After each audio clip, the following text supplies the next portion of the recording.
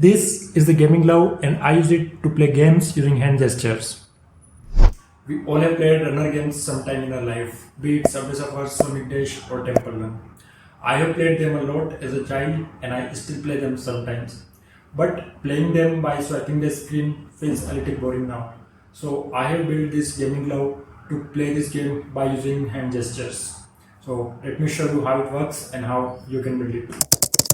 To make it, I have used an Arduino Uno and an accelerometer sensor, which is MPU6050 in my case. I have connected the MPU6050 sensor with the Arduino Uno, which processes the value of accelerometer sensor and simulates the press of a key based on the direction of tilt. Now when I tilt my hand, it sends the value of tilt in X and Y direction to the Arduino, which further divides the direction of tilt and simulates the click of A, S, D or W key based on the tilt direction.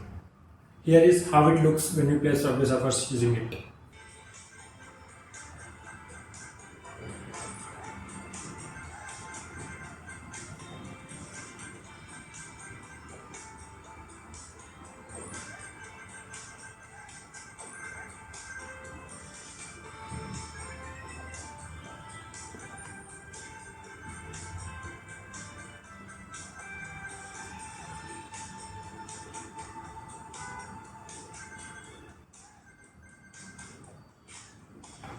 So our gaming glove is basically simulating the press of a key on a keyboard, and in order to do that we have to make our Arduino as a human interface device, because by default it is configured as a serial device.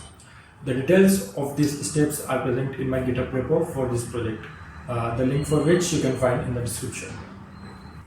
I hope you liked the project and found it interesting. If you liked it, please hit that like button and subscribe to the channel. And I will see you in the next one.